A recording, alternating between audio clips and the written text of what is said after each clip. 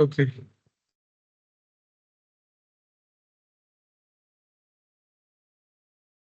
We'll be following the same agenda which we have been following, the way which we did in the last session.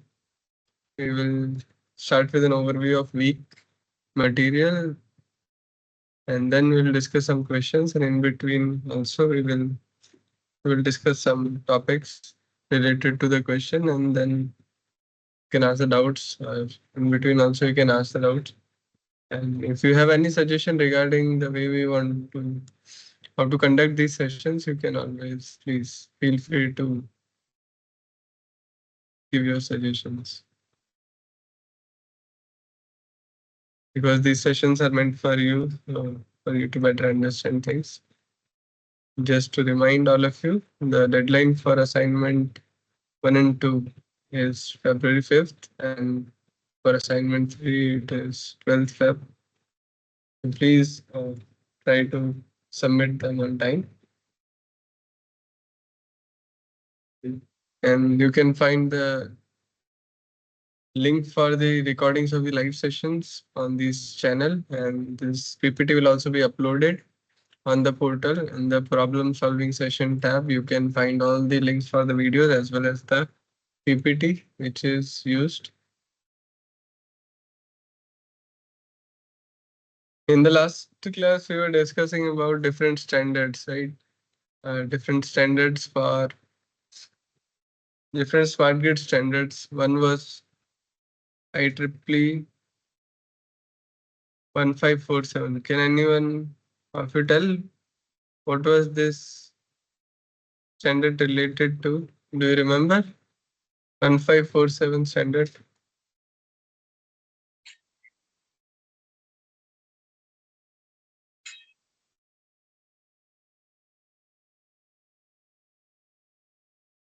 You can see in the screen also. It's visible on the screen also. It's related to interconnection of DERs. Right? This slide shows the evolution of inverter-based resources, IBRs, and different standards which have come up, which have incorporated different aspects as the technology has progressed. Several uh, things have been added. Like in 2001, started the standard was 519 for synchronization of IBR at distribution level, and then 1547 came.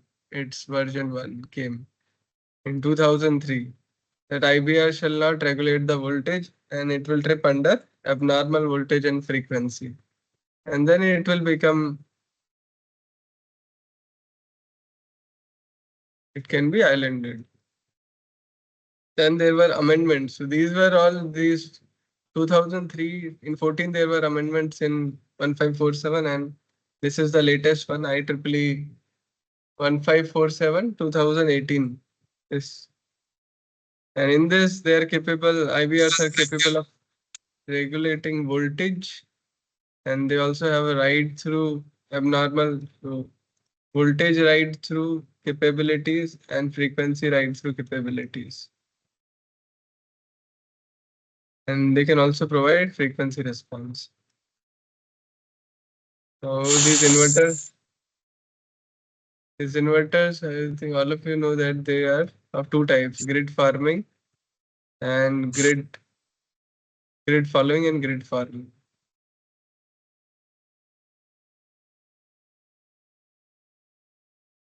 So this is grid farming. Till now we were having only grid following.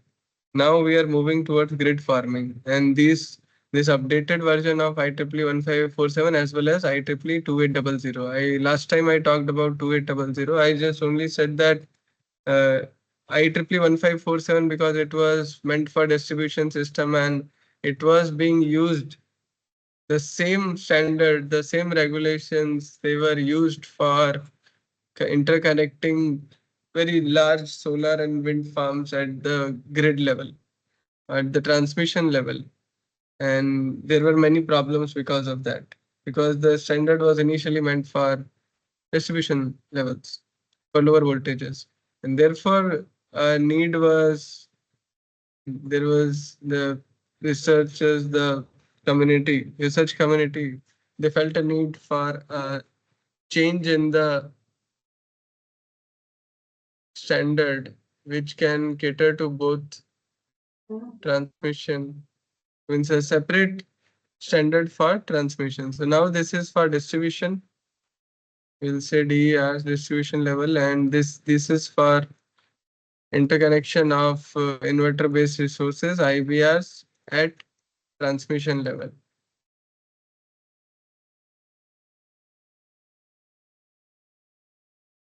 So this was the problem. And you'll see, in distribution system we already had IEEE 1547, but then there were several cases into starting from 2016 to May 2021. So many disturbances because of these unwanted trippings were there, and even loss of generation up to 1 gigawatt.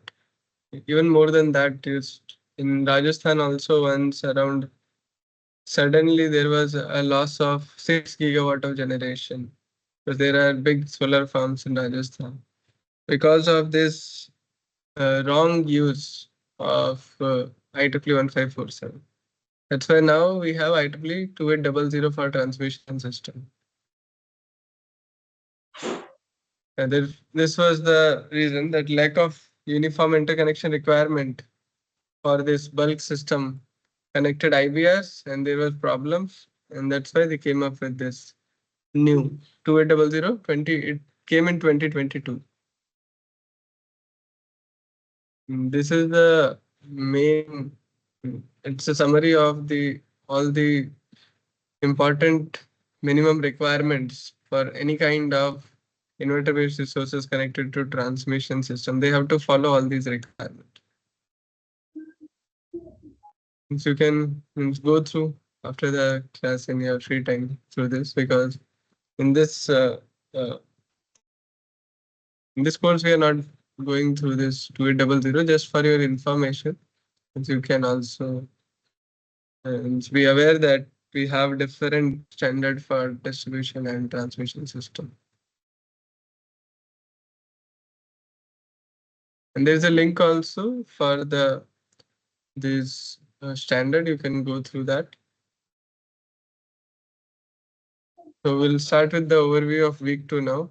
We in week 2 we continued with the different elements which are present in the smart grid system, and this week focused on these two elements, SCADA and the smart metering system. Little bit we discussed in last time also, like automated meter reading, and then smart meters,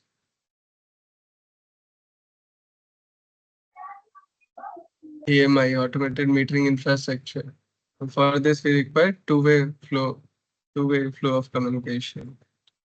Bidirectional communication link is required for that. And then these two distributed energy resources were also discussed, solar and wind. There are other options also for distributed energy resources, but primarily we have these two resources, solar and wind.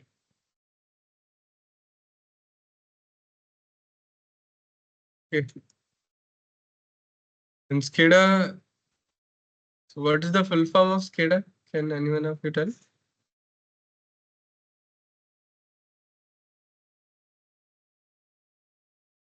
Anyone?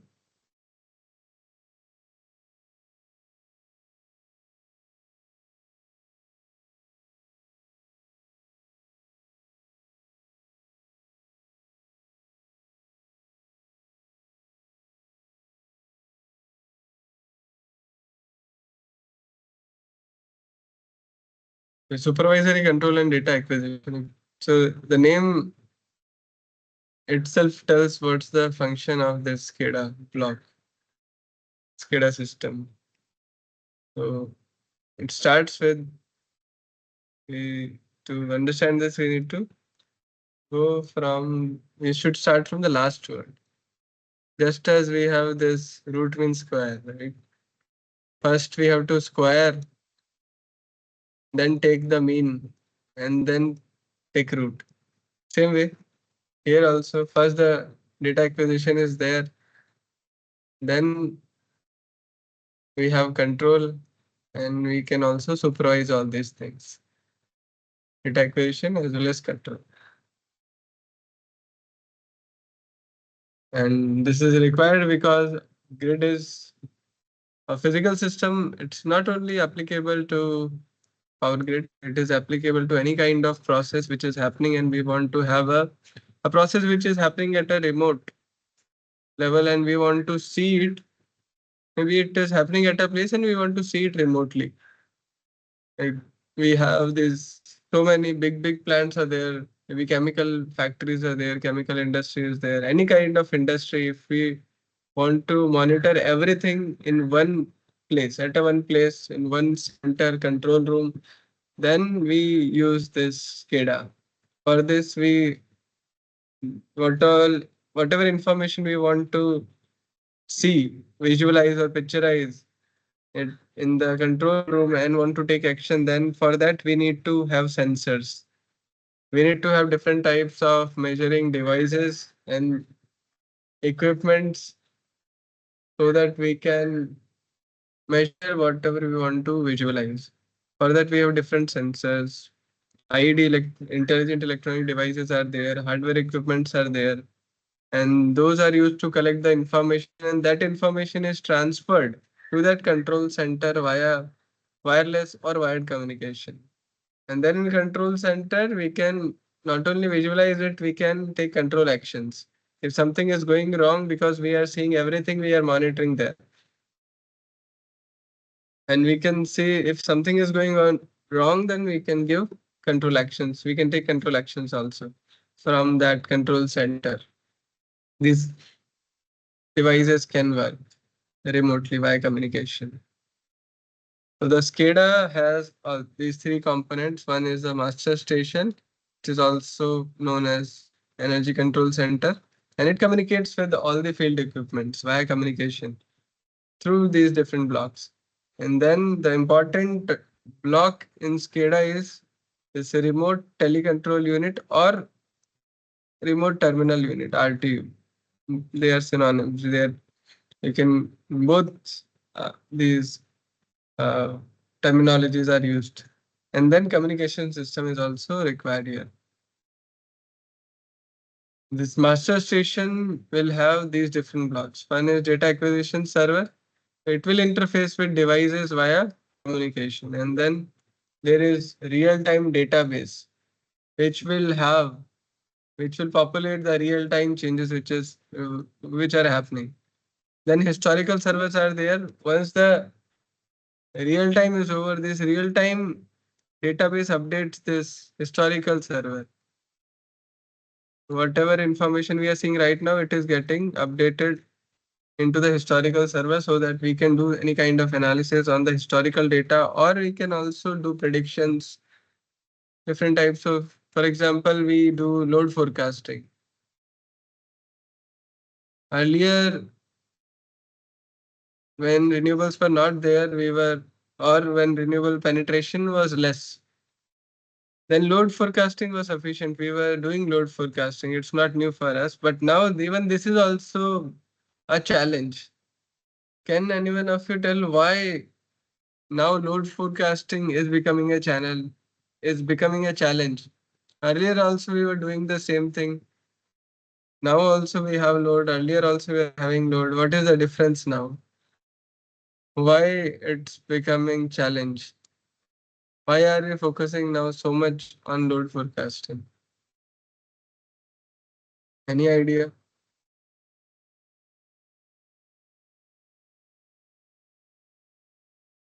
Is something changing now? And for that we require new methodology for forecasting load. Various new loads based on electronics. Yes, correct. Yeah, we have different types of load, but we, for example, electric vehicles. This is correct. Now different types of loads are coming up. We have electric vehicles. We have these behind, or you can say energy storage. Everything is behind the meter only. We have energy storage now. We have distributed generation, solar rooftop, and all these things. And all these loads are behind the meter.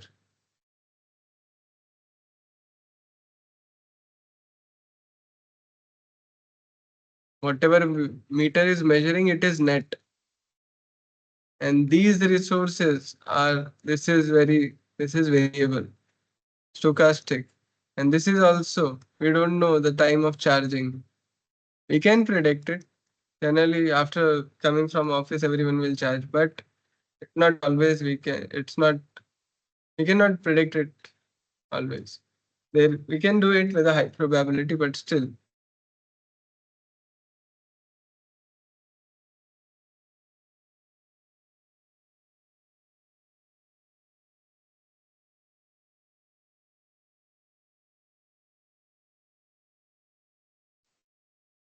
Sir आपका mic शायद mute हो गया. Thank you, Parvindi. So, what was the last thing that you heard? That you heard?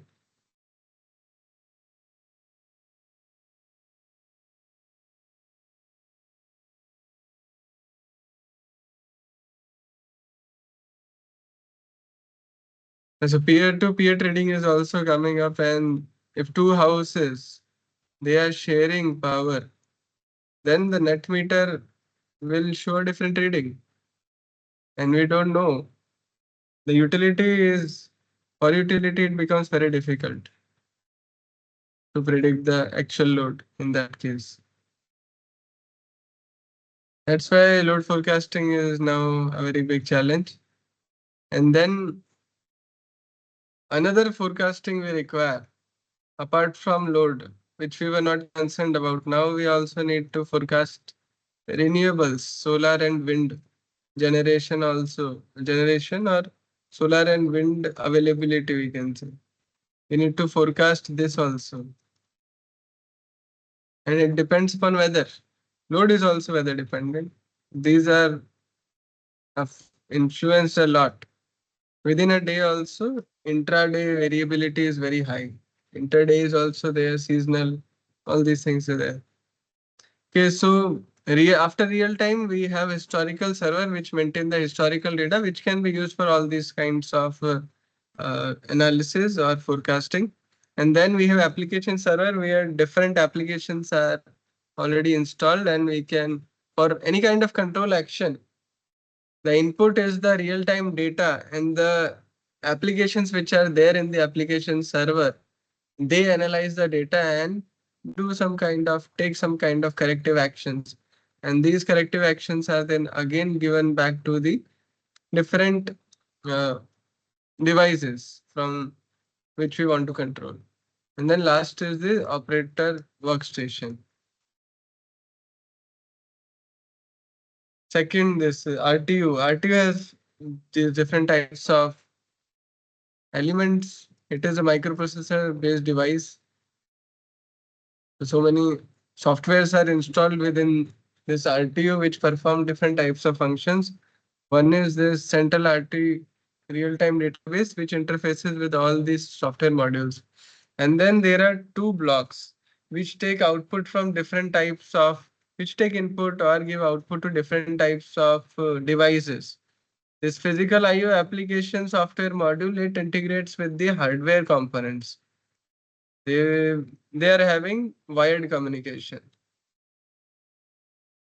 And then there is data collection application which coordinates with the IEDs through wireless communication. They have communication ports and capability, and they can do that. They can communicate with the RTU.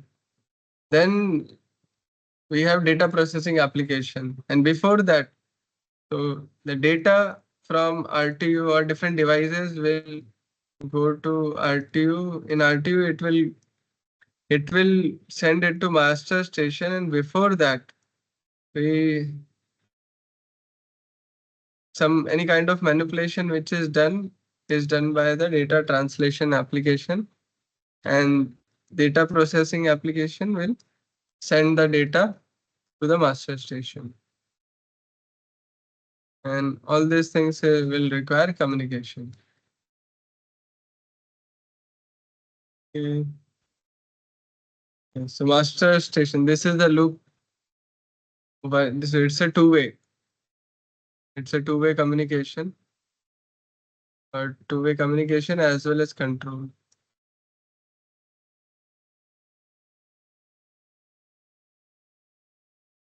So status, you can have analog or digital input, such as this start and stop, or open and close, or the status. Any kind of status signal, these are digital, 1 or 0, either binary. And we can give analog input, voltage, current can be there. And then pulse accumulator, this is for holding the signals for a kind of buffer, or to send the data in batches. And then the RT can also provide output, analog output or control output to these are different devices, equipments. This can be IDD or any kind of hardware device. Here we have devices, all these are devices. So from these devices, RTU is collecting the data and it is transferring it to the master station.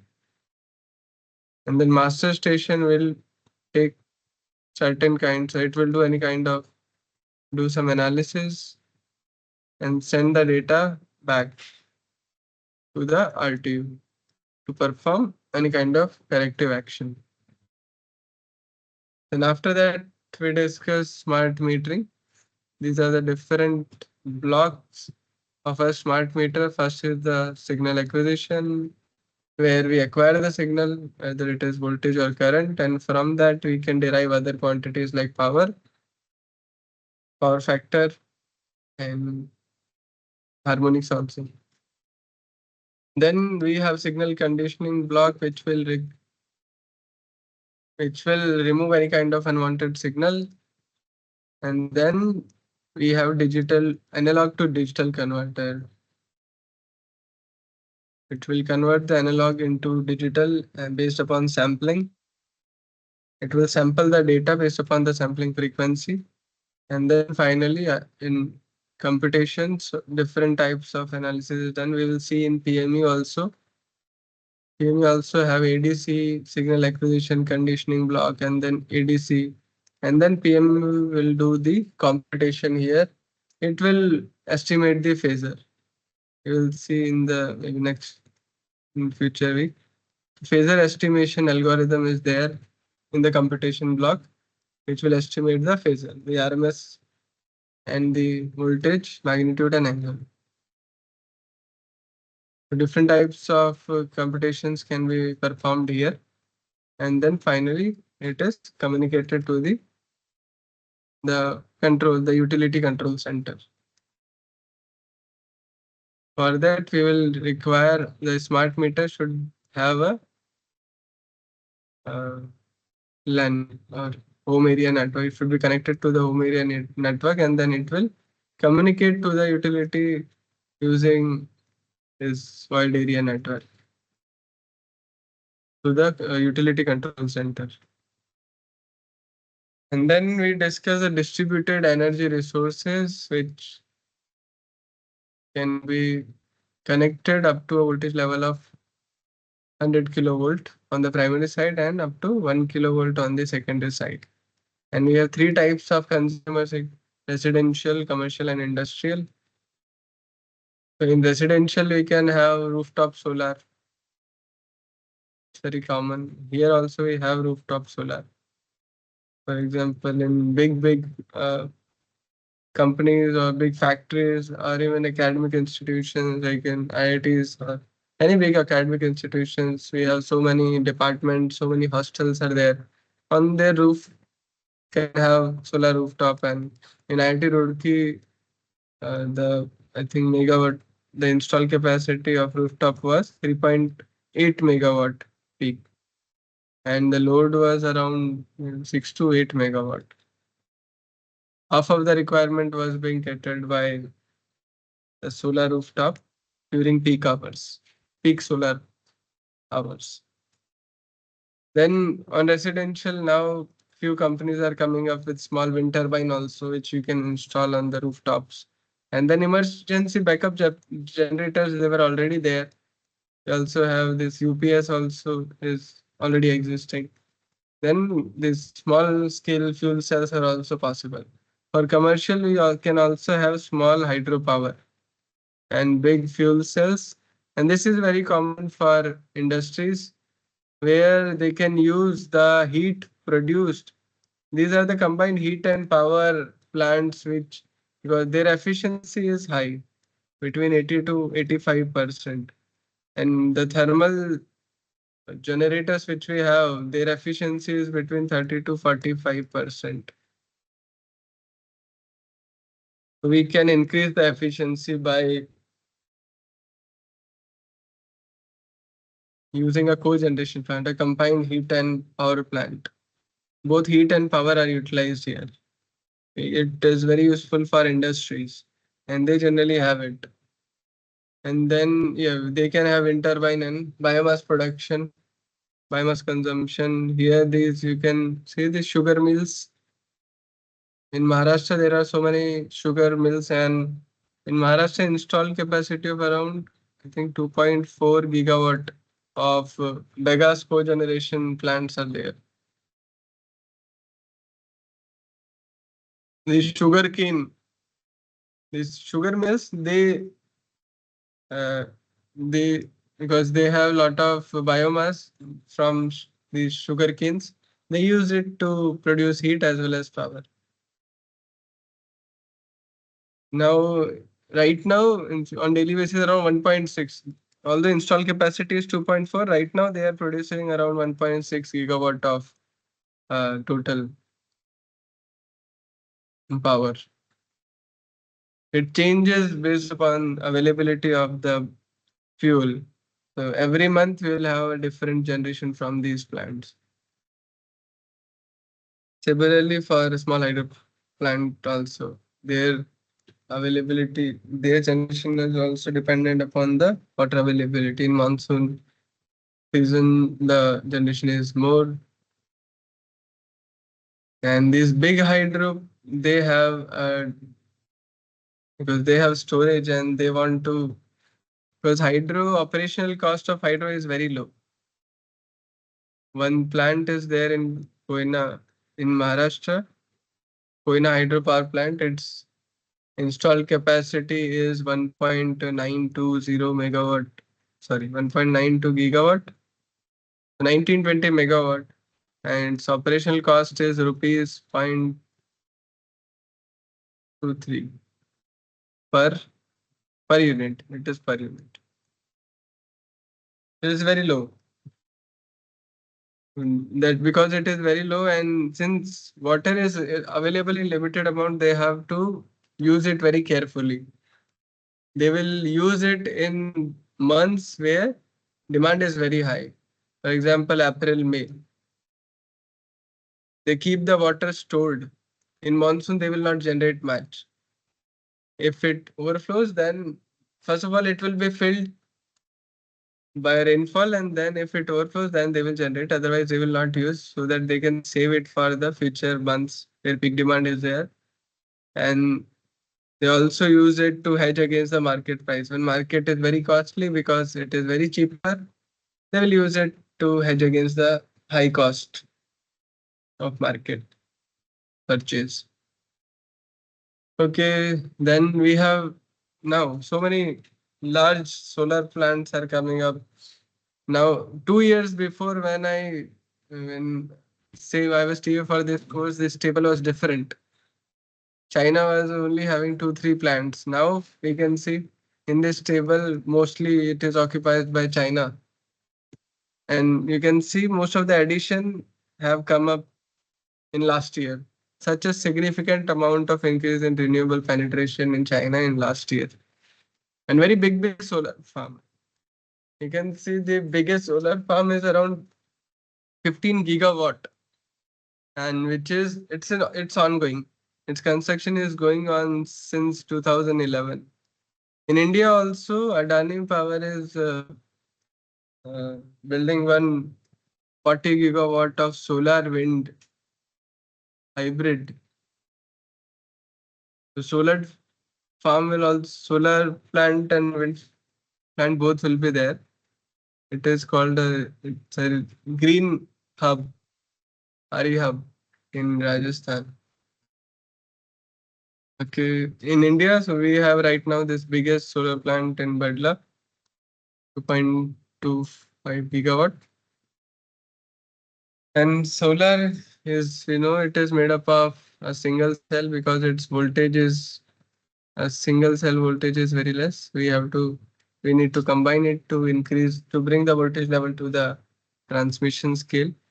We have single cell which parallel and series combination of these single cell result in module which give us panel, or it is also called as string.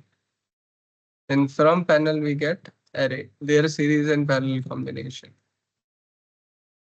So this is simply a series combination. So series combination and parallel combination of panel gives us array. Here we are getting energy from sun, and then because the output of solar plant is DC, and if we want to connect it to the grid, we need to convert it into AC. Therefore, we have a DC to AC conversion stage here, or inversion stage, and then because we want frequency and voltage to be maintained, we have conditioning blocks, also filters. And because we can directly connect this, we can have storage here on DC side itself, because storage also charges lithium ion battery, any kind of battery, they charges via DC power. If you want to charge it through grid, then we need a conversion, AC to DC conversion here. In PV system, we can have two types of system, grid connected or off grid, and they can be both uh, small scale and large scale. Rooftop, we have a small rooftop solar plant. It can be off grid, it can be grid connected. And big farms are all mostly big farms are always grid connected. Off grid, they are off grid farms are for remote communities, remote places. And here we can see this is a grid connected system. Here PV array is there, and then we have an inverter and conditioning block, the inverter and conditioning block, which we have seen in the last slide also. Then it will go to the distribution panel, and from here it goes to the AC load. It will serve the loads, and if the power generated is more than the requirement of the loads, it will go to the utility. That's why it is a bidirectional. Here it is a bidirectional power flow. And when the PV is not available, then the power will flow from utility. The utility will meet the AC loads. When the power is excess, it will go to utility. So at night time, the utility will be supplying the loads because PV is not available. Here we can see a small animation. I hope it is visible. So here we can see in the daytime, the battery is being charged here. And at night time, the battery is supplying the load as well as the grid is supplying the load. Because battery is also supplying, the requirement from the grid will reduce in this case. It's a nighttime load, the requirement will reduce. In daytime, the solar is charging the battery as well as providing the load. And in nighttime, both the energy stored in the battery is used to discharge to supply the load. Okay. This is a standalone PV system. Here we will have a PV array and then we have a charge controller here, and which is connected to the battery. Control the battery charge, and then some loads are directly connected to the battery via this charge controller, and these are the DC loads, and another other loads, because this battery is also charging via DC and it is also supplying DC. And for AC load, if you want to supply connect the AC loads to the battery, then we need an inversion, inverter state, AC to DC. These are DC loads. PV is also producing DC power. Directly we can supply the DC loads, and for AC loads we need a conversion.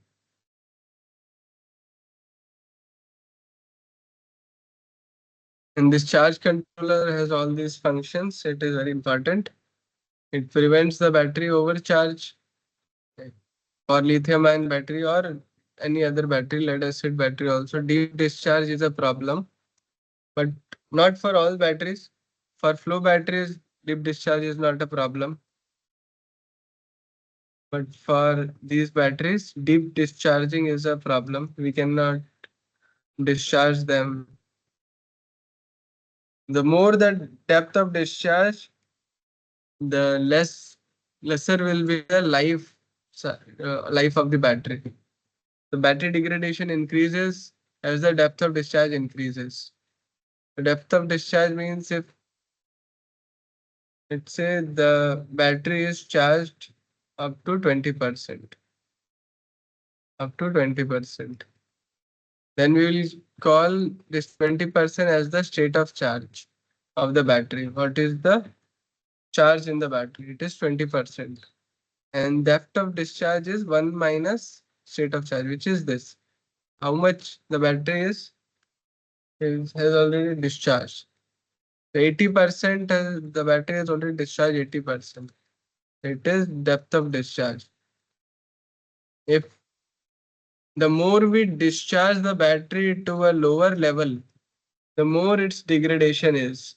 That is why we want to prevent it, and we keep it between 20 to maybe 90%.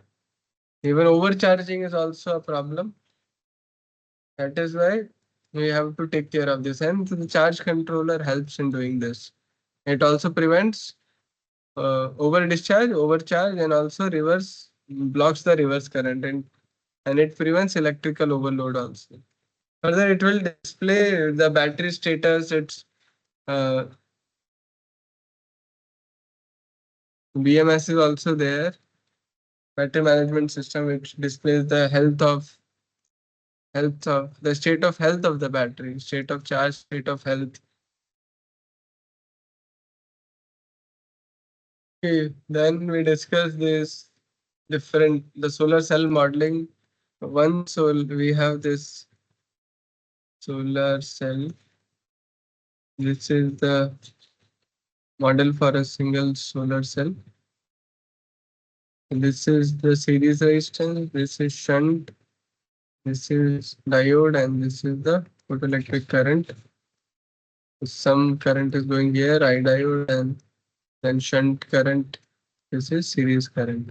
And from this, we have this equation. This is the I cell. The I cell is going into ID. This is ID. And then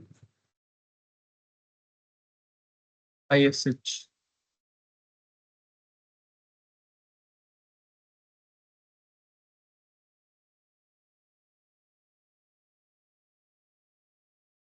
Okay. This is a shunt current. This is the V cell voltage. And because this is cell voltage, we can know what is the voltage here. Here it will be, because voltage from here is, let's say, VSH. It is dropping from VSH to V cell. And if we add this drop, we will get VSH. This is the voltage VSH. This is VSH. Divided by current, you will get a shunt current. And this shunt current depends upon temperature. And IL is given by this light generated current. Okay. Then after cell modeling, we also discuss solar cell characteristics. There are two characteristics for any solar cell. One is IV characteristics, which is like this, and another one is the PV characteristics.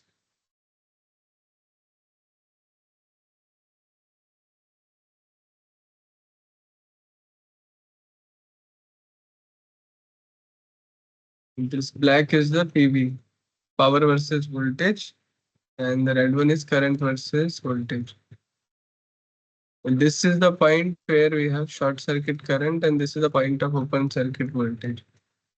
Okay, in this point, voltage is maximum. At this point, current is maximum, but still power is zero. Because when current is maximum, voltage is zero. When voltage is maximum, current is zero. That's why in between we get the maximum power.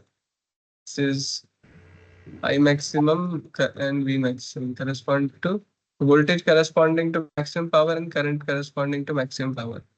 And this is the point where we get the maximum power.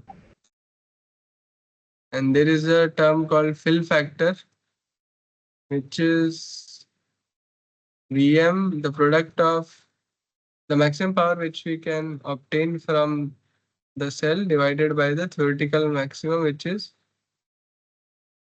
VOC into I shunt. I short circuit and open circuit. So this is the fill factor, and higher this value, higher this fill factor is, higher is the efficiency of the solar panel, solar cell or solar panel.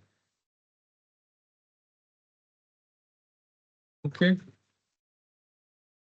That's why, because we are getting maximum power at this point, we want to track this point. We always want the plant to operate at this point so that we can extract maximum power at that particular irradiance level and temperature. As the temperature or irradiance changes, this curve will also change. It will shift. As the irradiance changes, this curve becomes like this.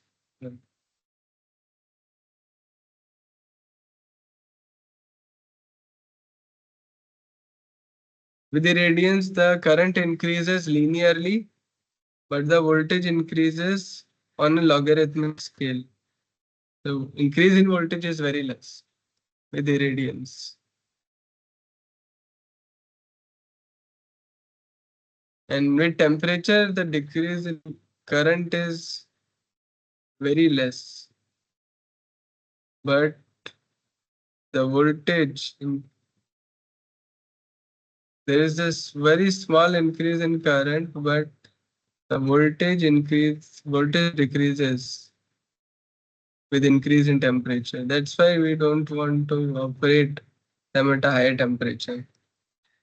That's why when the rolling blackout of California occurred in 2021, it was due in August 2021 in California, August 21. At that time in August, the temperature were high,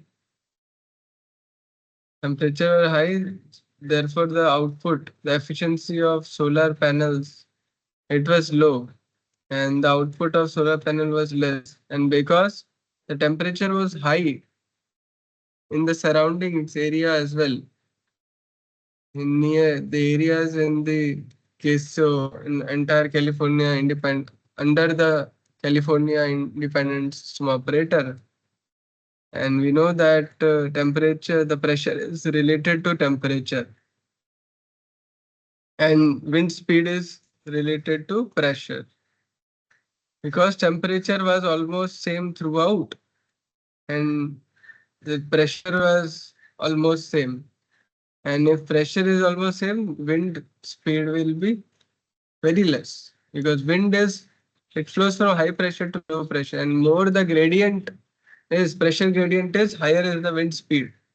So if pressure gradient is very less, then wind speed is also very less. That's why in that time, during that blackout, both the output of wind as well as solar was very less. You will see in Europe, every year there is a time when uh, this the wind speed is very less, and they call it doldrums, uh, drought, wind drought. Okay, let us move ahead. This is example of this is a connection of a 5 megawatt grid connected solar power plant. Here, since these are different arrays, like, or you can say different, yes, different solar PV arrays are connected here. You can say these are total 5 here. It can be 1 megawatt each. Okay.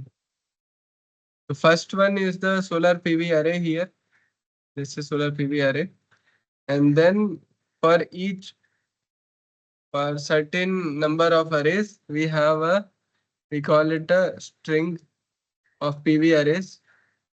PV array, string of PV array. And then for each string, here we have, let's say, 5 string. Each string we have one combiner box, string combiner box, SCB.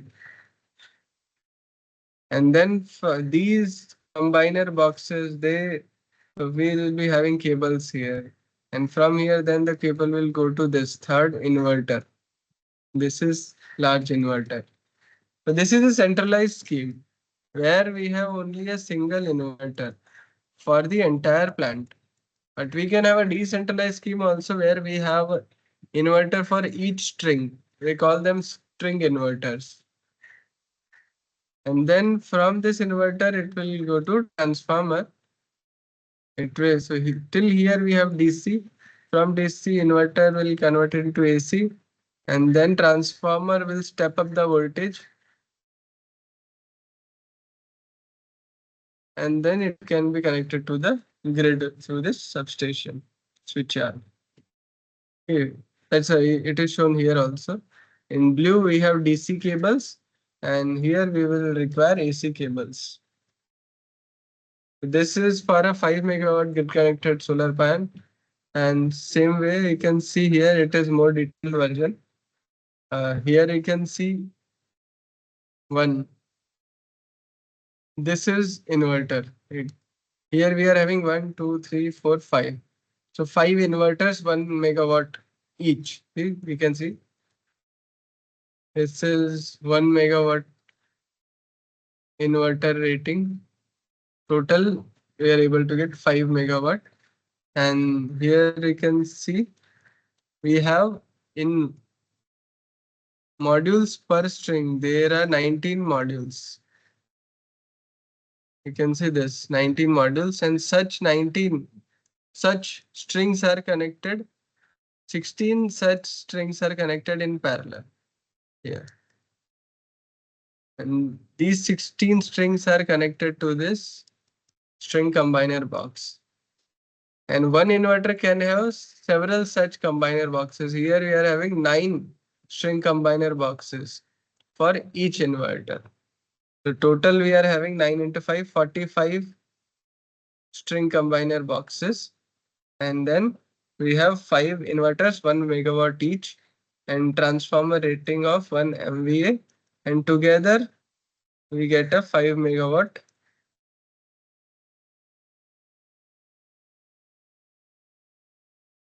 rating of the plant. And finally, it is connected at 11 kV switchyard. It's a 5 megawatt, a small plant. For a bigger plant, we convert it at a higher voltage. Same thing here. It's the another more detailed layout showing the switches as well. And this is transformer, all these switches, protective devices, measuring devices are shown here. Here, everywhere we have these switches or circuit breakers are there, and we have CTs and PTs. You can go through it, and in your here, power rating for each of the module is also given. So each module is having a rating of 240 megawatt. This is not for the same sir. It's a 6.38 megawatt system. I should change this. It is for a different plant, but structure is similar. Only rating is different. Here we have 14 modules per string, and string current is also given. You can see this in your free time. So we were, yeah, so solar, this we discussed last time also, that when the solar penetration increases, then the curve, the system curve changes. You can see here the solar penetration is less. This is kind of a duck shape. It resembles a duck shape. But here we see the duck shape is becoming more pronounced as the solar penetration increases.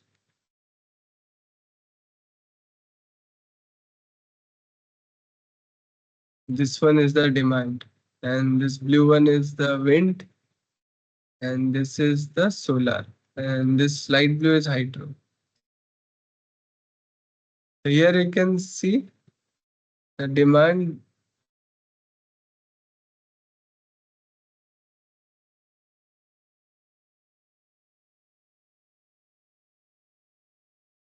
If we plot the net demand here, the net demand will be something like this. Net demand is demand minus the renewables, which is to be supplied by the conventional generators. Then the net demand will be something like this. And here you can see this black one is the thermal part. Here we see the thermal generation is reducing and it is increasing here. So this ramp down and ramp up the thermal generation is required. But if we see here, the steep, the ramp up and ramp down requirements are becoming more steeper, and that is becoming a challenge. This is a problem with the solar generation, which we have to tackle, and in many of power systems, for example, KSO in US, Australia, they are tackling this challenge by using energy storage, which is charged by this solar, and then it discharges during these portions. When ramp down and ramp up requirements are there, and they are helping thermal to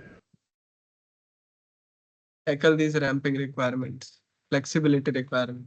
And this is another important thing which I wanted to just tell you, because when you will, I think you might, I don't know, but you might have come across these terms related to renewable energy. Initially, we started with this plain renewable energy contracts. Each distribution company, they have contracts with the renewable plants. We have these power purchase agreements. Long-term power purchase agreements are there. We call them in short form PPAs.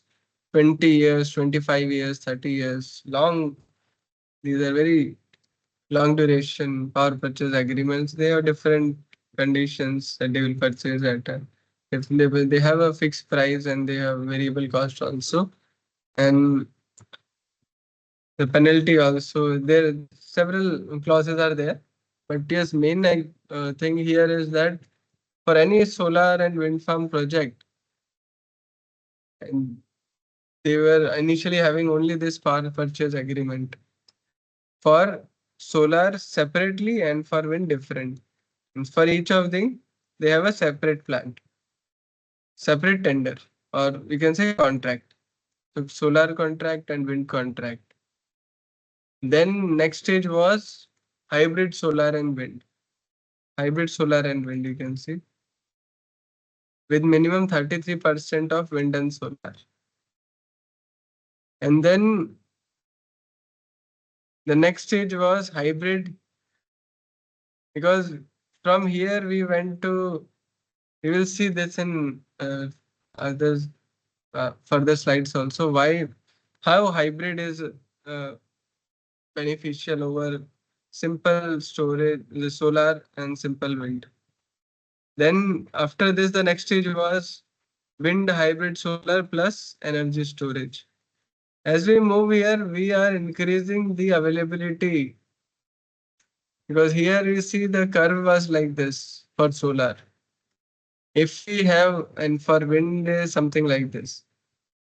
During daytime, wind is less, generation during night is more. So hybrid will give us this kind of curve. Let's say this kind, depending upon the wind and solar penetration. Then hybrid solar wind plus energy storage will further make this curve flatter, because storage will charge here and it will discharge in off-peak hours. You can see this area under the curve is increasing. And then here round the clock, another further improvement here. Round the clock means we want to maintain this flat profile. At least there can be, it can be like this, but minimum this much should be maintained throughout the 24 hours.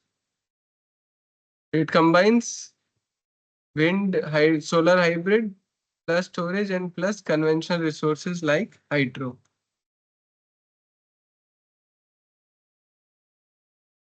And then last one is the firm and dispatchable RE power by integration of ESS for assured peak power supply and round the clock power supply.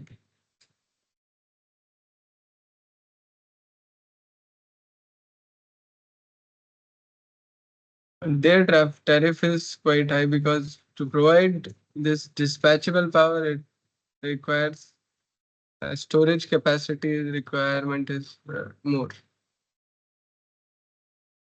So this is the all India RES capacity as on December 2024. You can see this is installed capacity,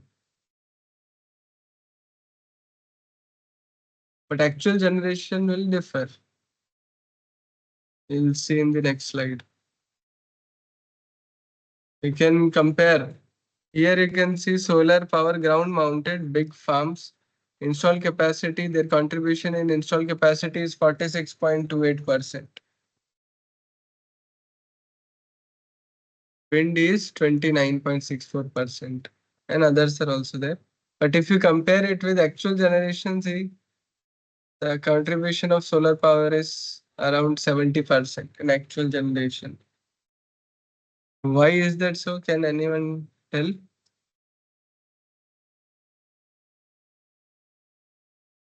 Anyone?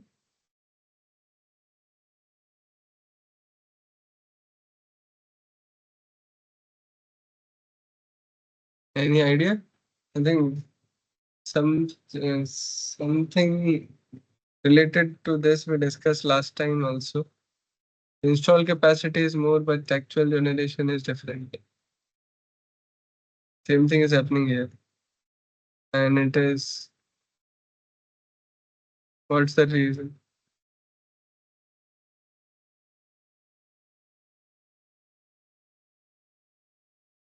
You can see here that yes. There is chances of future generation. So which future generation? Uh, So in both the cases, the installed capacity is same. But we are comparing here with install capacity with the actual generation, and I'm comparing the percentage of each of the technology in install capacity and actual generation. Here you can see install capacity of solar power is around 70%, 46%, but here actual generation is around 70%.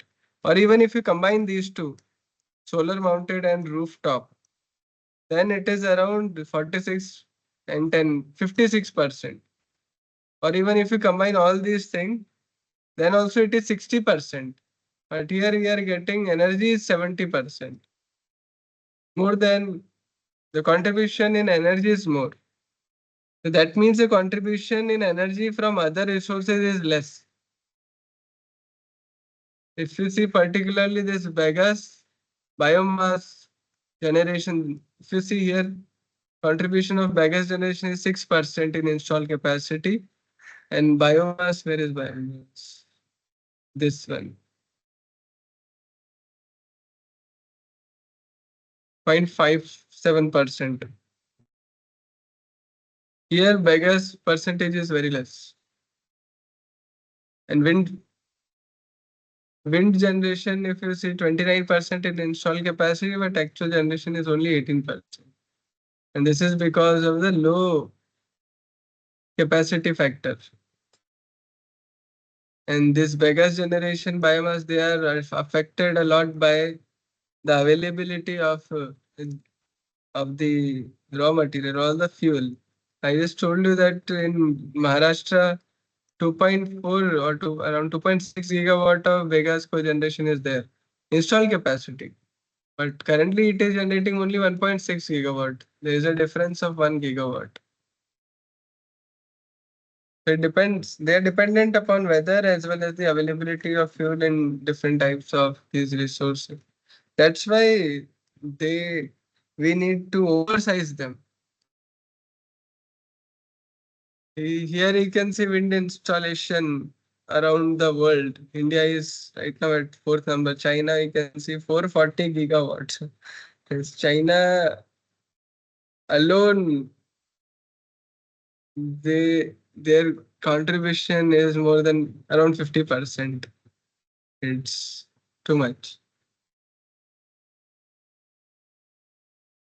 Now these are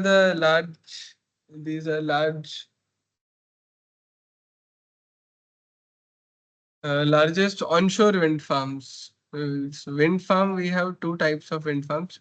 This, the wind farm shown in this figure, which one is this, onshore or offshore? We have onshore as well as offshore wind farms. So these wind farms, these wind turbines, they will fall in which category? Onshore or offshore?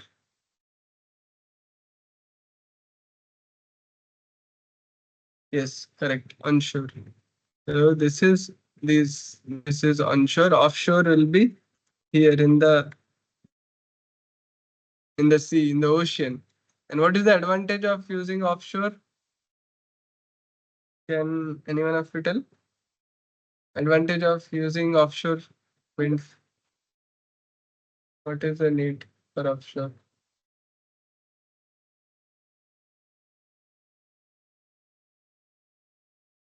Is there any benefit of moving into the ocean?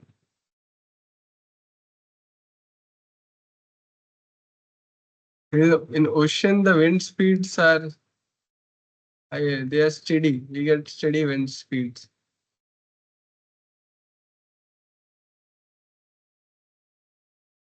And higher wind speed. That's why offshore are being explored so much.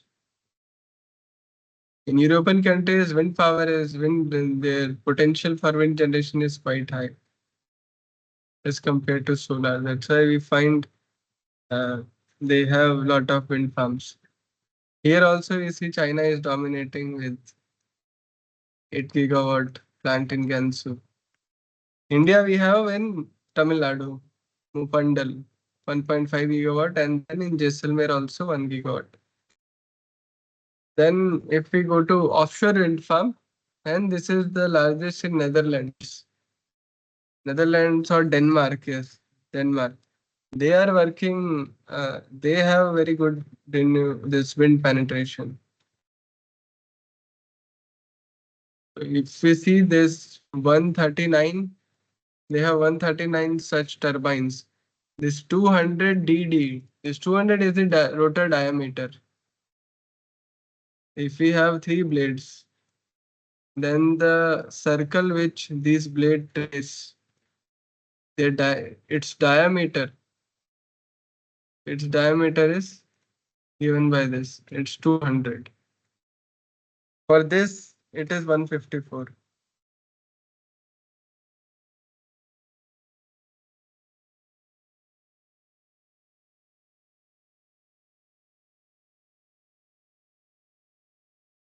Okay. And this 11 is the rating. It's 11 megawatt wind turbine. This is 7 megawatt. This is 3.6 megawatt wind turbine. This is 9.5 Vestas. And this, if you see this, it is 3.6 megawatt and 120 meter is the rotor diameter. That way you can read this whole. I should have kept this above. We don't find India here.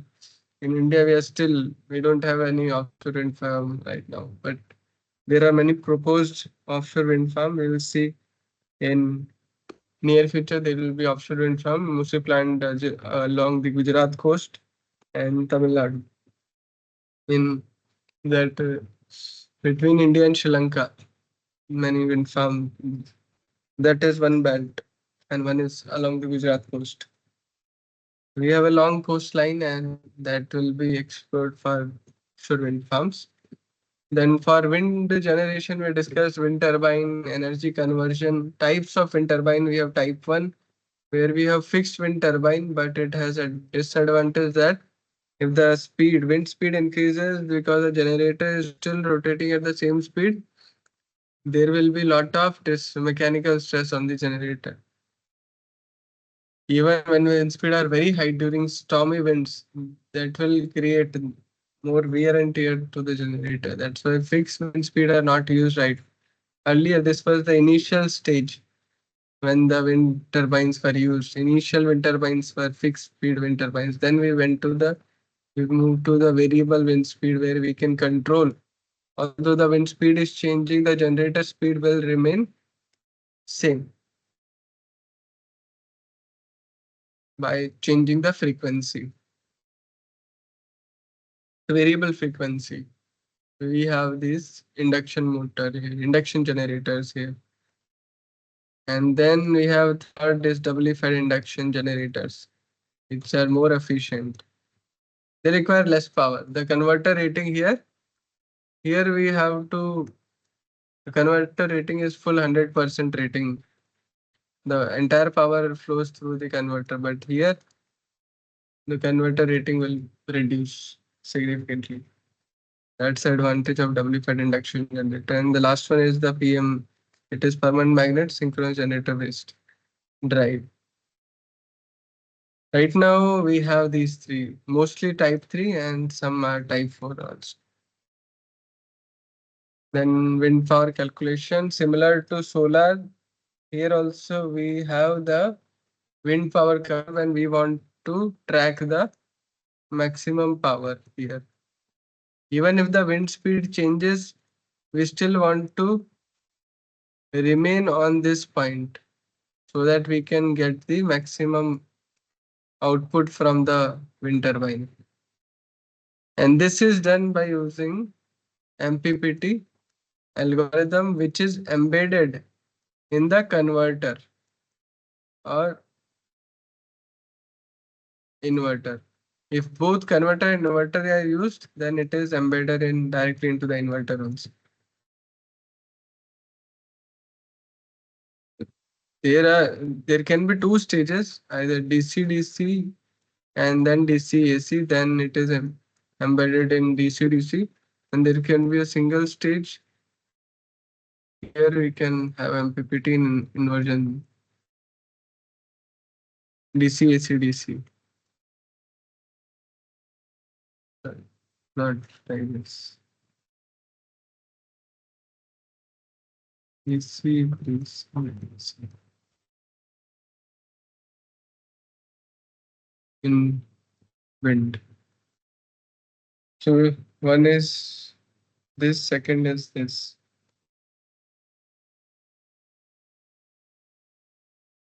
So MPPT is a very important part of this any wind or solar farm, and different types of algorithms are there. Most basic is the perturb and observe, then incremental conductance, and now there are many machine learning based algorithms also. We'll move fast. So many slides are left. Okay, wind turbine. Yeah, this is the entire this system of wind generation. We have input wind's kinetic energy. Then here, this is the mechanical power conversion. The rotor rotates, and then we have gearbox because the rotor, the speed is not, the generation speed is very high. Rotor is moving at a lower speed. We use gearbox in between, and then we have generator, then converter, transformer, and power grid. So these you can see here. These are the records renewable which are creating so many records, especially in Australia, Queso in California, independent system operator also. Whenever there is a heat wave,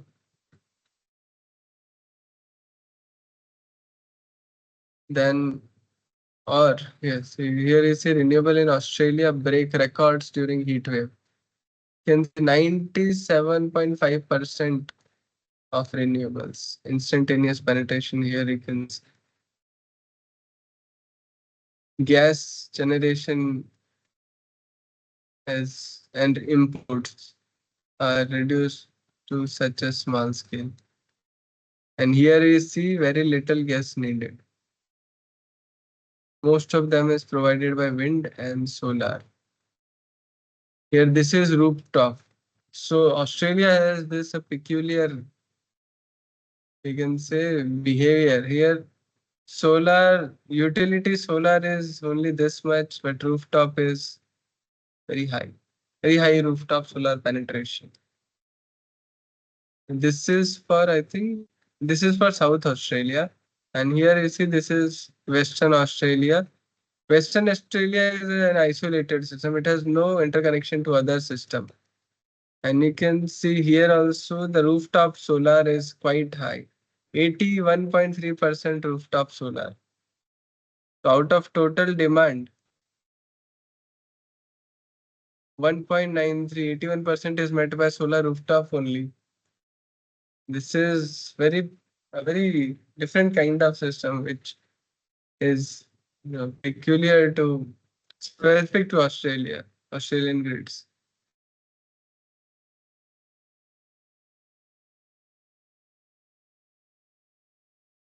Okay, now we'll start with question, and in between also we will discuss some points.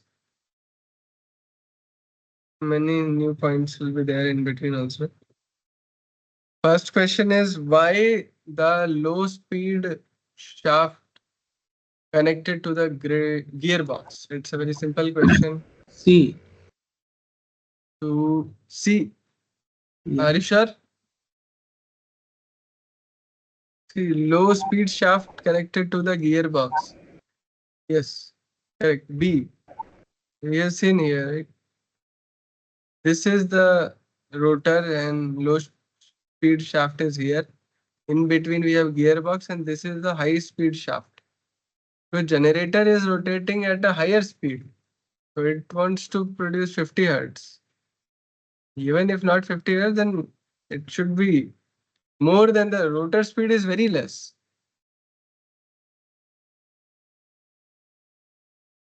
So we need to increase the speed. For that we use the gearbox. It's okay. To increase the RPM.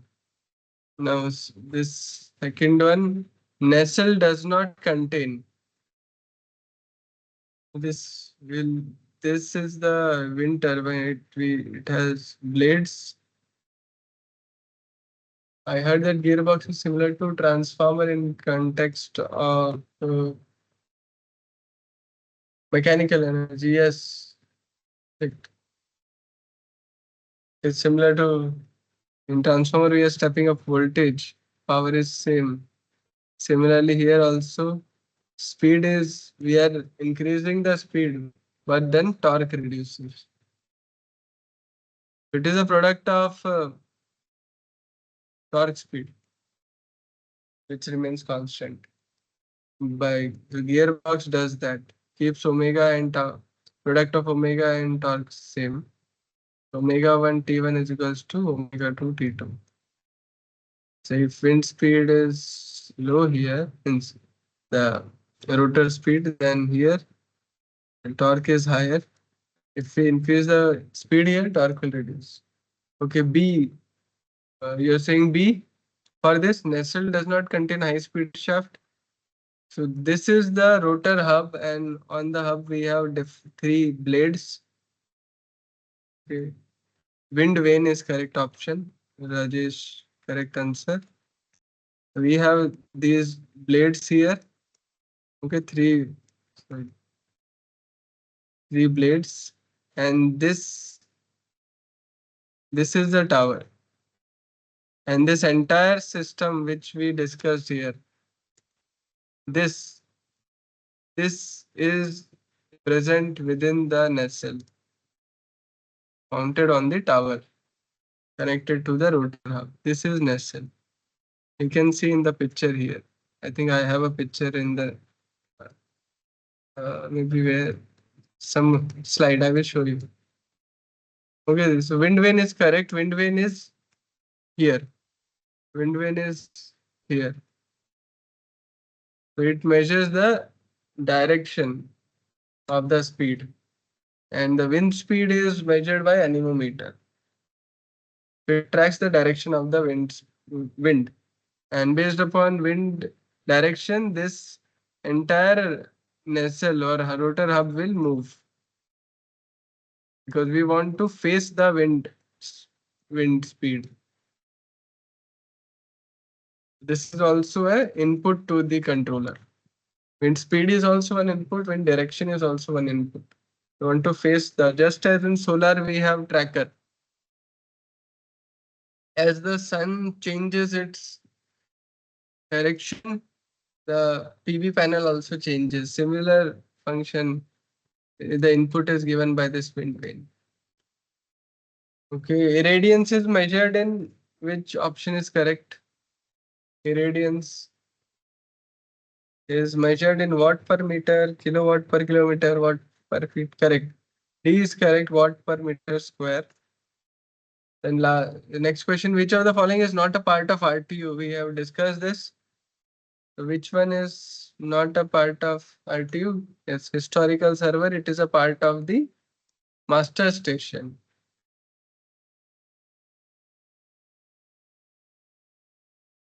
Then in smart meter, which type of communication technique is used?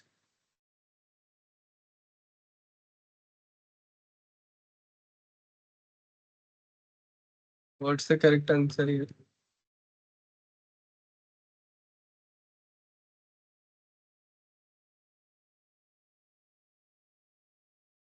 Yes, D is correct. All of the above. Third generation of solar cells are made up of. What is the correct answer here? Advanced thin film. Yes, advanced thin film is correct. Now we will see certain advances. So one advances in solar technology is floating solar plant. This is a plant from India, NTPC Ramagundam, this one. NTPC Ramagundam in Telangana.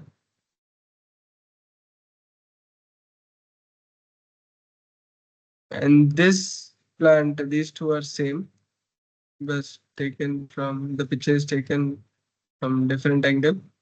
Can you guess where is this plant? It's in Europe.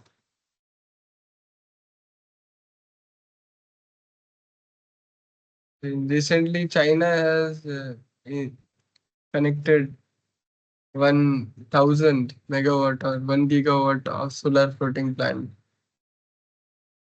The last one, and this is that plant. This one, this China, which China has connected to the grid, and this one, these two are from Switzerland, from Alps. On Alps, there is one high altitude lake. Here you can see this is snow-capped mountain and mountains, and there is a lake, and there they have placed this solar farm. You can see this, I think this one, Tangier, Singapore. You know what is the advantage of using of installing a floating solar plant in at a very high altitude where snow-capped mountains. And in general, what is the advantage of using this floating solar plant? Can you tell? Why are we going to floating solar plant? Is land not sufficient? What's the problem with land? Anyone? You can guess. Any guesses?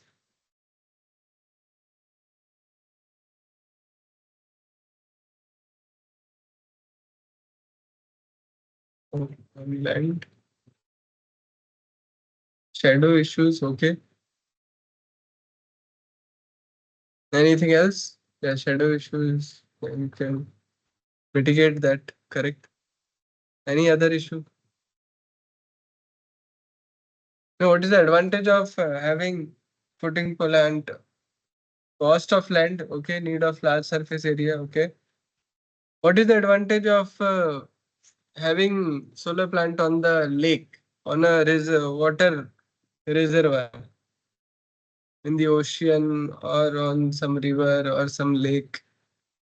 Is there any advantage to solar these PV panels because of having them on water surface instead of land? We just discussed one thing, that when the temperature increases, the efficiency of the PV panel reduces. So can you connect these things now? Installing a solar plant over water surface, what is the relation with the efficiency? Will it impact?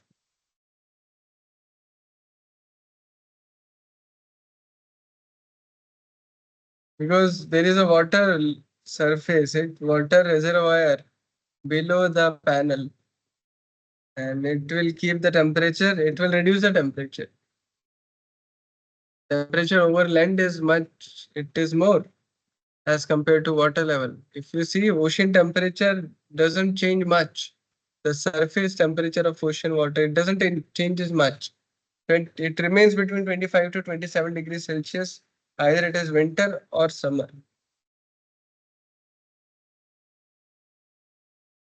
But but on land, it can go more than 40 degrees, 45 degrees in Rajasthan.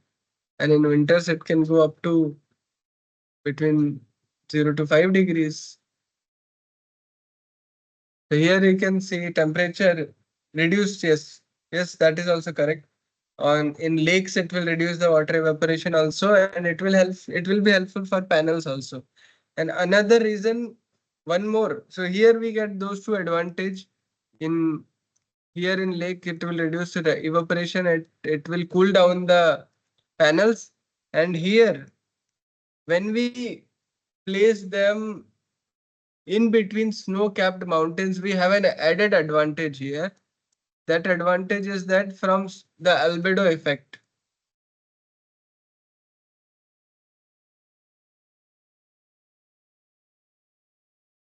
The snow reflects the sun rays back to the panels, and that also improves the output. And Same thing. Now, one more feature or one more advancement in solar technology are bifacial panels. So these are panels which can generate electricity from both the sides. Right now, in these panels, lower side, there is no generation is not possible from the lower side. These are placed in assuming that the light will fall on the top top of this panel. But these bifacial panels, they can generate from both the sides. And if we have these, we can utilize this albedo effect or on sand also. For when snow and sand is there, snow and sand are there, in that case, these bifacial panels can be used and it can generate electricity from both the sides. And it increases the output by around 9%. So these are the different advancements in solar technology. One is transparent solar panels. I hope some of you would some of you might have heard of this you would have come across this transparent solar panel. Now we can use these solar panels on our windows for generating electricity. And then similarly, solar highways are also there. These can be used to dynamically charge the electric vehicles, these solar highways. This picture, I think, is uh, from from China.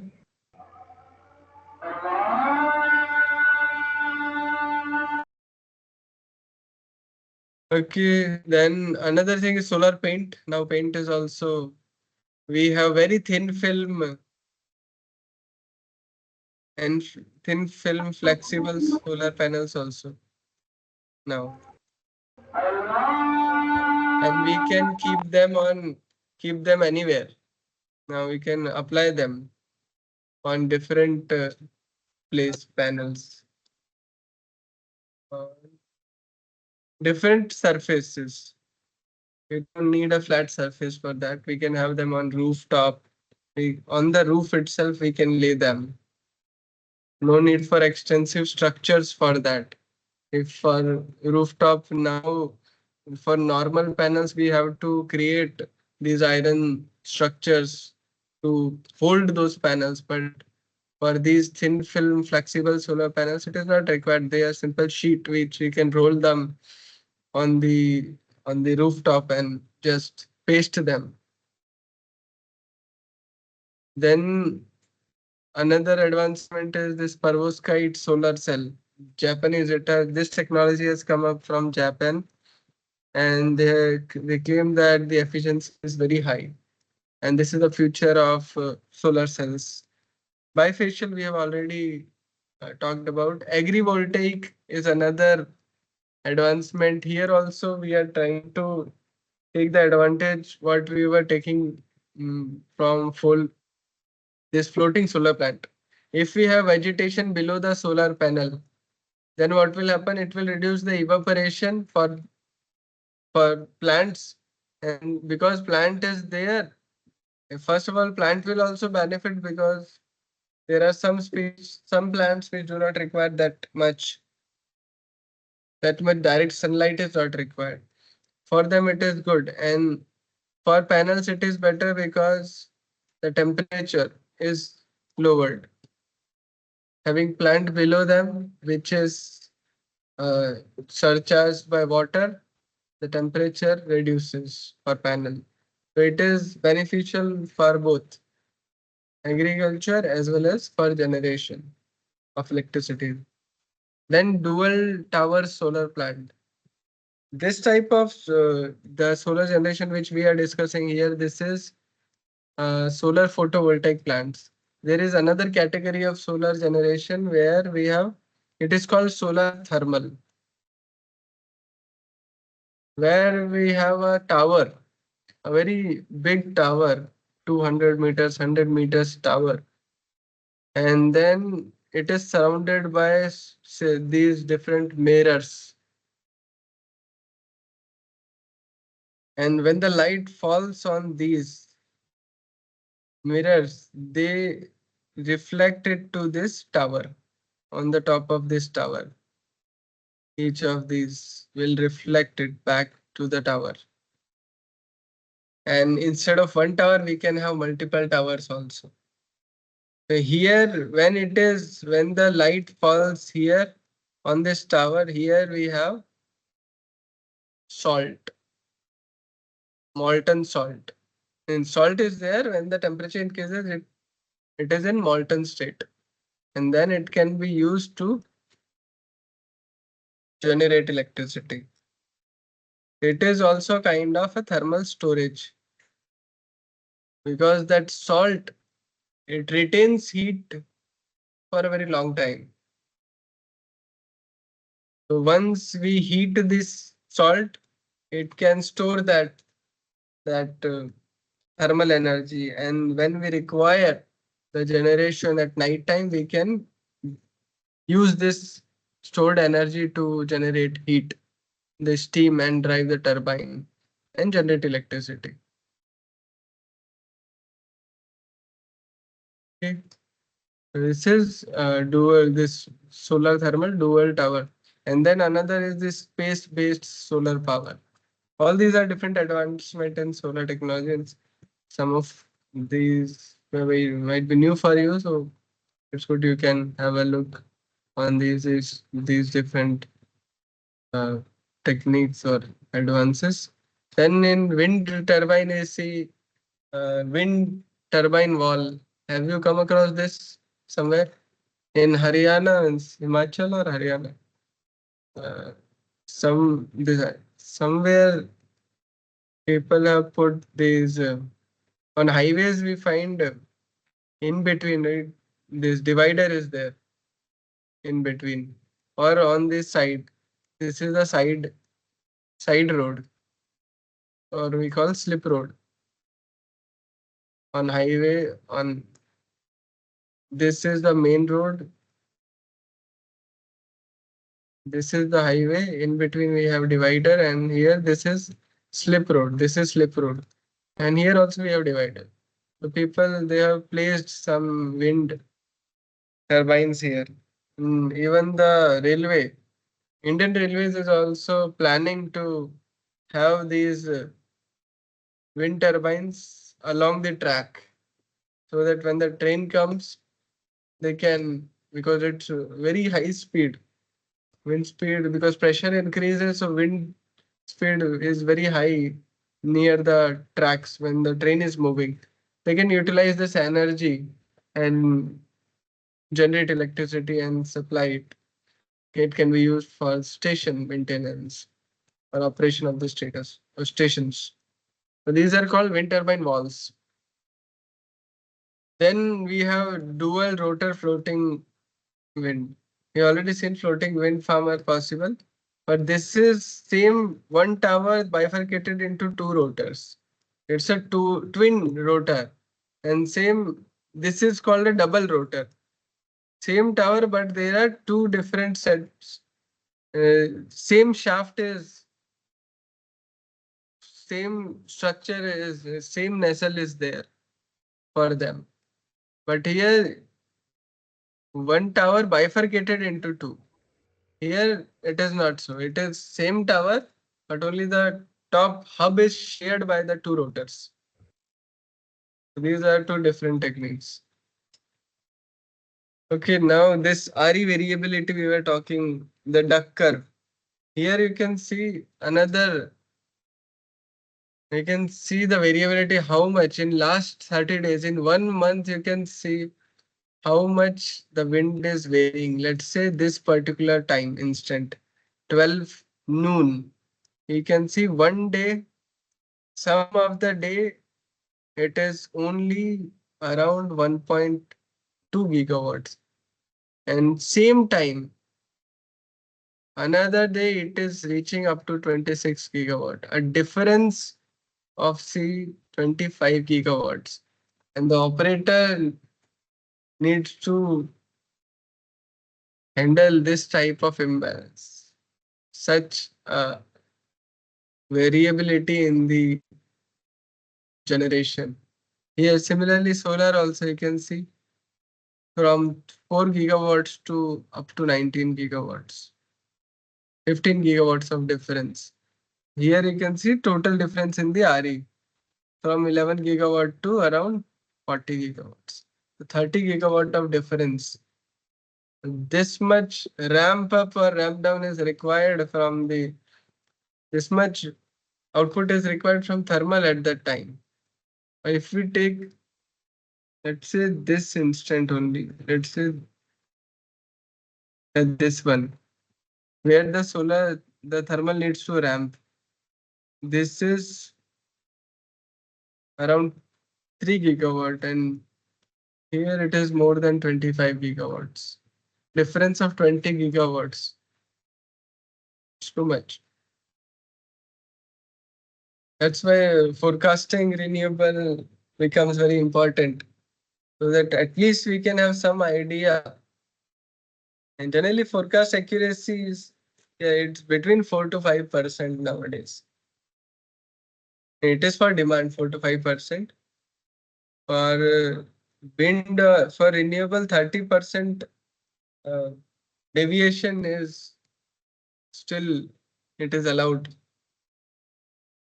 In India, around 30% deviation is allowed. Still, 30% is also too much. And in extreme days, when solar eclipse was there, the solar output reduced drastically. But fortunately, there were many forecasting algorithms, many entities, they forecasted it very well. Not exactly similar, but still to a very good extent, they were able to forecast it and they were able to handle the situation. But if there is a drastic reduction, let's say, see this one. Here there's a decrease, sudden dip of around 8 gigawatts. And this will certainly certainly it will affect the frequency profile unless we have storage which can pick up very fast. So this is for ERCOT and ERCOT has a good amount of storage. Okay, so California independent system operator, they also have good amount of storage and storage is helping them to deal with such kind of variability. Here we see why wind and hybrid wind and solar plant are beneficial. Here you can see this is showing the output of wind for different seasons. This is for monsoon. Here you can see monsoon, during monsoon wind speeds are high and the same during those season solar input is lower. So solar is complemented by wind. So both are complementary. Here you can see in the seasons where solar is output is less, wind is higher. Wind output is higher. Similarly, on inter-day basis also, not inter-day, intra-day basis also, you can see same day. You can see in the daytime solar output is more as compared to the wind, and in the night time solar is not there, wind is more. Wind is still there. They are complementing each other. And this is for a particular site. If one site in one geographical region, or even if across the geographical region, this behavior is found, solar will always complement the wind. But if we see in between, wind power between different regions also, if we see, one state complements the other. Wind power output from different wind-rich states generally exhibit geographical complementarity. Scarcity of wind in one state, see this one, is complemented by availability in another across different months. So this kind of complementarity is very helpful. And that's why hybrid wind as solar plant, their tariff is also in between hybrid, this in between solar and wind. So tariff is, solar is cheaper, wind is costlier. and hybrid solar and wind is in between. Their tariff is in between, and their capacity utilization factor is also in between. Solar has lower. This will be having 30 to 40%, and we will get in between. That way, we are able to both are able to complement each other. And if we have energy storage also plus hydro also, then we can get a dispatchable RE system.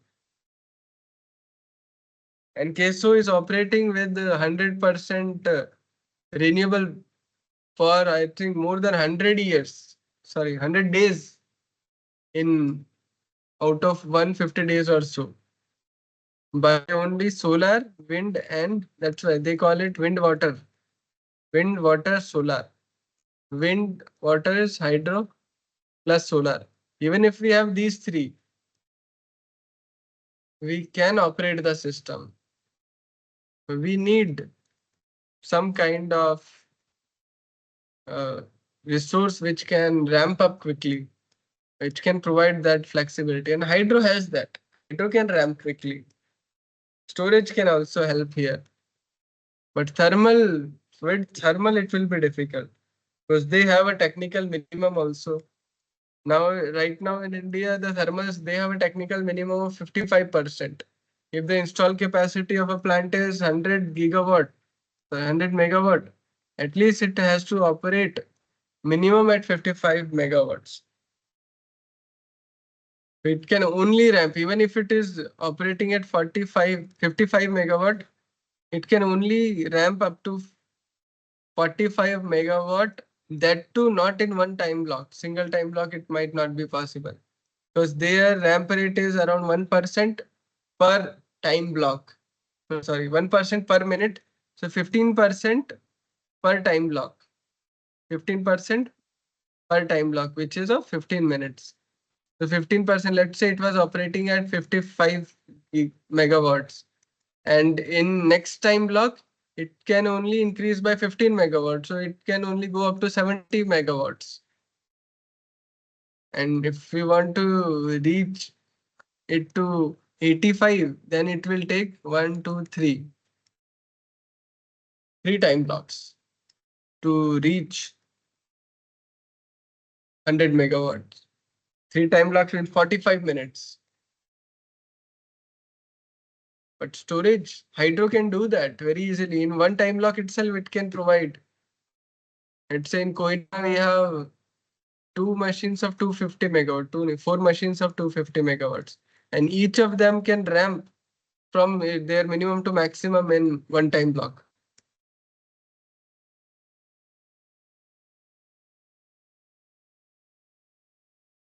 So next, in one time block, they can provide up to 500 megawatt.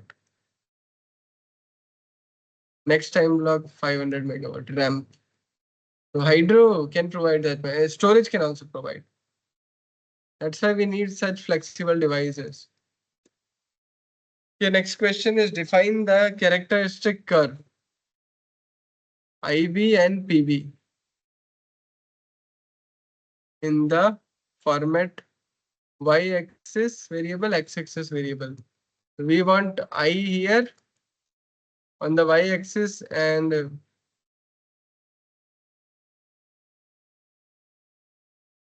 no, we have to no, yes, we want to see whether it is V or I. Which one is in on which axis? Yes, someone has answered. A is A option correct? Yes, correct. So this is current and this is voltage. You already know this is VOC, this is I short circuit, this is power, and this is voltage. So this IV and PV characteristics. Correct. Next, this also we have discussed. We just have to calculate this. So try to calculate this. We already know fill factor is equals to I maximum, V maximum divided by V short circuit and V open circuit and I short circuit. Fill factor is given as 3/4. And open circuit voltage is given, short circuit current is given. We want to find maximum power. It is simple, right? 3/4 into VOC, ISC, 72 and 18. So how much is this? 972. Correct. Yes, good. Yeah, this also we have seen. So which one is correct here? Solar cell output current is A, B, C, or D.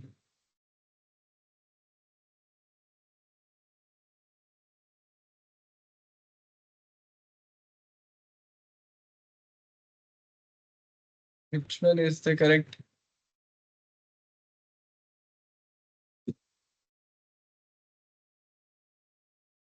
Yes. C. You're saying C.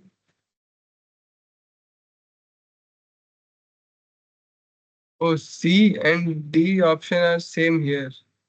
No, no. C and D are option not same here.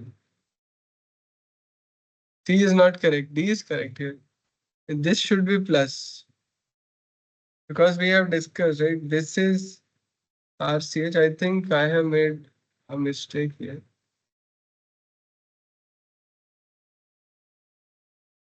Somewhere. Yeah, this should be minus here.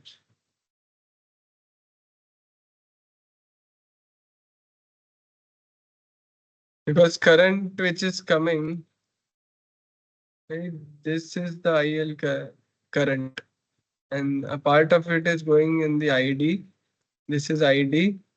And a part of it is going here in RSH. This is ISH. And this is V cell. We want to find this voltage. And here we have R series. So this VSH will be V cell plus I RSC into RSE. Or you can say I cell. Let's say I cell. So this is V plus, not minus. So C is not correct here. D is correct. So we get ISH is equals to VSH divided by RSH. So this is VSH and this is going into the ID. This is ID current. The total current is going divided into two parts. Okay. The next question, what is the function of gearbox in wind turbine? We have already seen this. What is the option? Which option is correct here? Same question, it asked in different fashion. Yes, B is correct. Steps up speed according to requirement of electric generator. Yeah, this is also very easy question. It's a factual question. According to Albert Betts, the maximum efficiency of wind turbine generation is, yes, 59%. Correct. In the fixed speed wind turbine, the speed of turbine is controlled by controlling the operating stage. Which one of these? How can we control the speed of turbine? By load on generator, pitch of wind turbine, wind speed, or number of turbine blades. Which one is correct?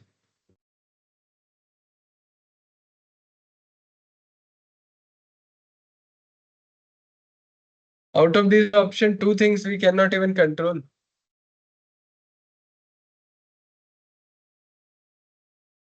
Yes, B is correct. Once the turbine is built, blades cannot be changed, and wind speed is not under our control. And that's why we need to have the controller pitch. Here we can see this is the nacelle, this structure, this box is nacelle. And in this nacelle we have everything. This low speed shaft, and this is the brake, this is gearbox. Then we have high speed shaft, generator, controller, anemometer and vane. These two are outside the nacelle. For measuring speed, they have to be outside. Then we have two types of control in wind. One is yaw control and another one is the pitch control. So here, this is the yaw drive. What yaw drive? When yaw drive will come into picture? When we want to change the direction. Let's say the wind speed. Wind vane detects that the wind speed direction has changed. So this signal will go to the controller, and controller will send a signal to the yaw motor, this yaw motor, and yaw motor will change this movement is like this for yaw motor. This entire nacelle rotor hub will rotate in this direction, either in this direction or this direction, depending upon the wind speed direction change.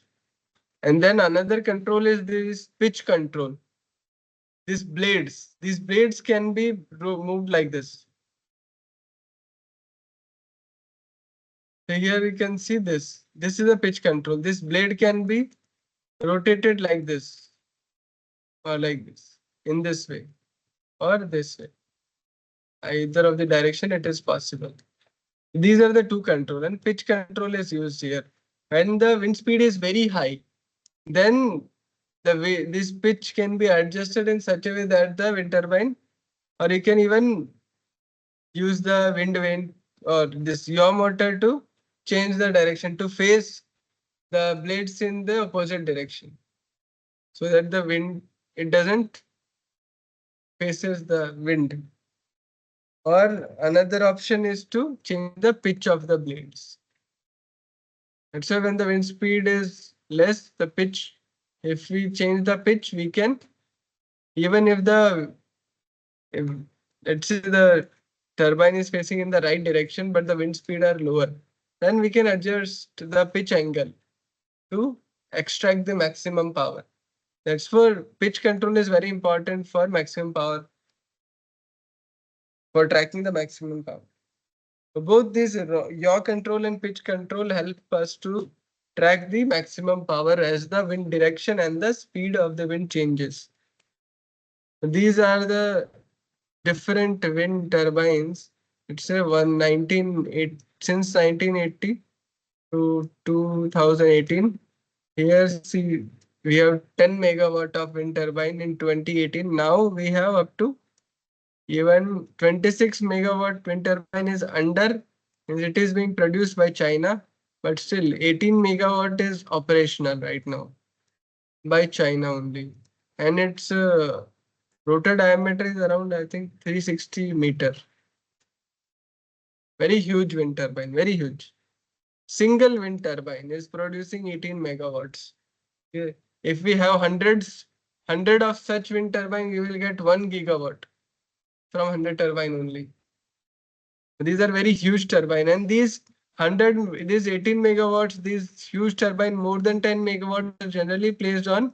They are placed on the offshore because there the wind speed are higher, and they have a steady wind speed. Therefore, all these high rating are for offshore wind farms.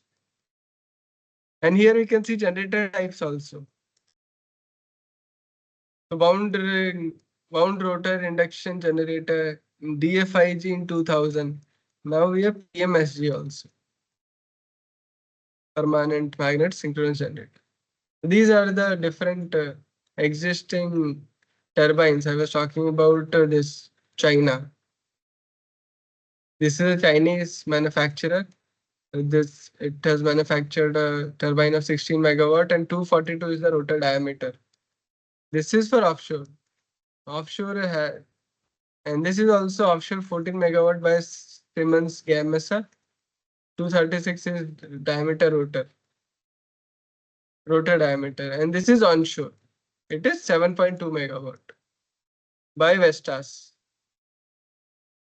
For Siemens Gamesa also has 17 megawatt, 170 meter, and Vestas 15 megawatt. You can use these links to go through them. The pitch was the correct answer. Now next question is, what is the function of yaw drive in the wind turbine? This also we have discussed. What is the correct answer for this question?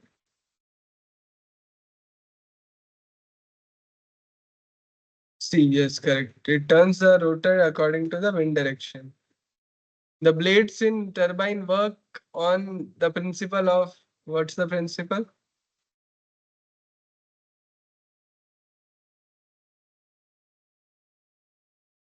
Pull, lift and drag.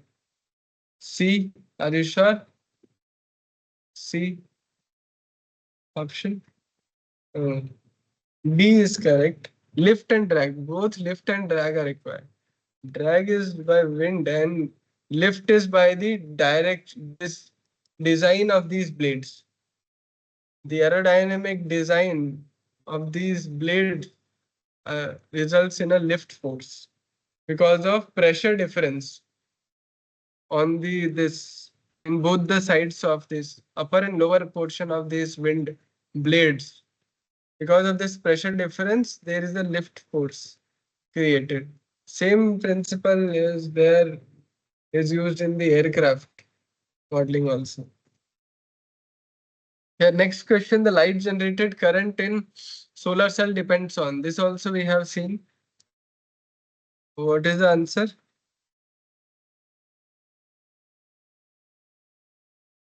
Yes, D is correct. All of the above.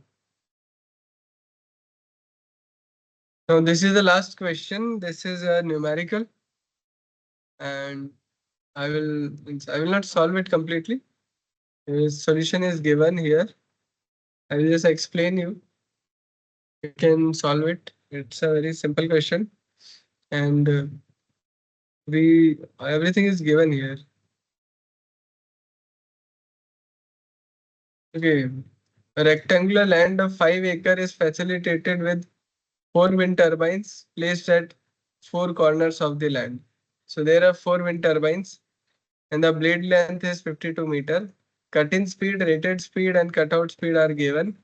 For a particular day, average wind speed of the area for 7 different time span are given. So this is average wind speed. The total 24 hours of time duration time data is given. Average speed is given for different time blocks. And this is the formula for wind speed. If wind speed is less than cut-in or greater than the cutout, then generation is zero. Power proof, it is like something like this. This is cutout and this is cut-in wheel. And this is the rated voltage. This is the rated voltage, not voltage, wind speed. So here we get the maximum output. And here, this region, although it is not linear, it is a cubic. It varies in cubic fashion. If you want, you can make it cubic. But this we have simply converted into a linear. For it is approximated as a linear region. This is linear, and then it becomes constant. After this, it becomes zero at cutout.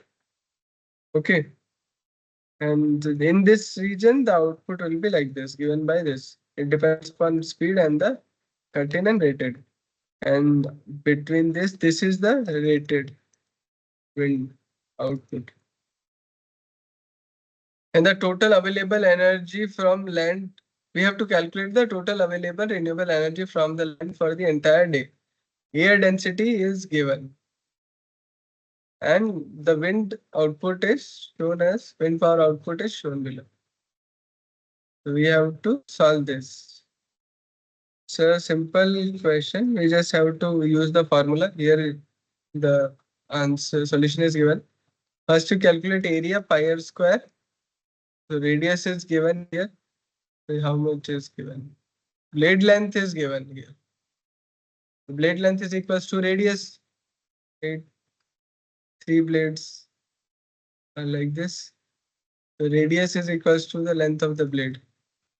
We can use pi r to calculate the area. Then we know rated power is given by this. We have to calculate this PW rated, which is half rho A V cube. Rho is density, air density. Area we have already calculated here. And then voltage, rated voltage speed is given as 12 meter. We can calculate that. So this is the rated power for at the rated speed. Now we have to use the speed and to see which formula will apply out of these three based upon the range of the speed. Either it will be zero, rated, or in between. it will either it is zero rated or lie on the linear region, in the linear region. So here the duration, first calculate the duration of each time block, then check the wind speed and use these conditions. 6.2 is between these two, 13 and rated. So it will lie in this region and we can calculate all the values are known. 5.6 is also in this region, 6.5 is also in this region, 14.3 is in this region. So it will be rated power. 15.5 also rated. 18.4 is above this, so it will become 0. And 12.2 is again rated. So we can just multiply it with the duration. It will get MWH, megawatt hour. And this is for one wind turbine. Multiply it by 4, you will get it for the entire area for 1 day. Okay, any doubt in this question?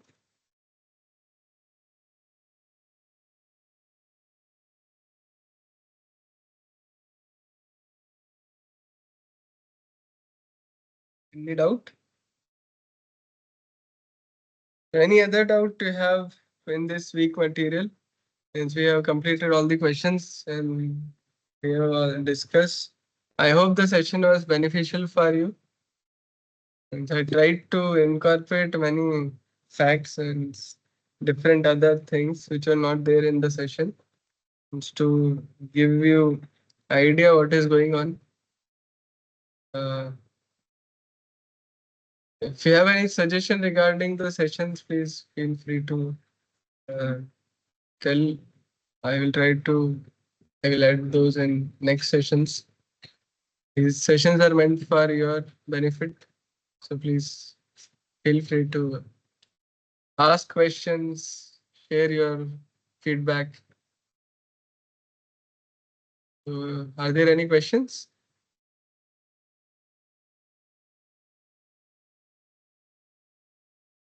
I hope you are able to solve the assignments. The assignment questions are also simple based upon the material itself. Right. Till now, we don't have any numerical, only fill factor question are there. Others are only factual question. If no doubts, then thank you very much for joining today's session. We'll meet on the next, we'll meet next Monday, same time, 6 to 8 p.m. Thank you very much.